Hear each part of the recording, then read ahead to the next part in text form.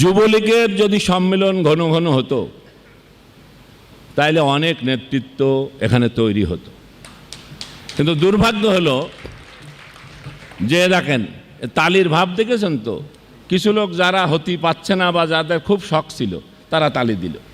আর যারা মনে করছে যে ঠিকই হয়েছে এতদিন হয়নি বলে তো আমাদের সুযোগ আসছে তারা তালি দিল না। মানে এখানে তালির মধ্যেও পার্থক্য আছে,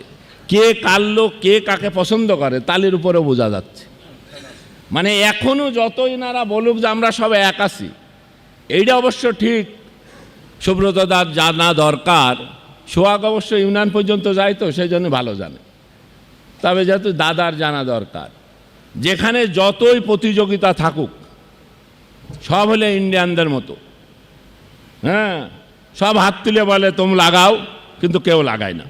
কলকাতায় দেখবেন দু পার্টি হাত তোলে, কিন্তু কেউ কারোর গায়ে হাত দেয় না, শুধু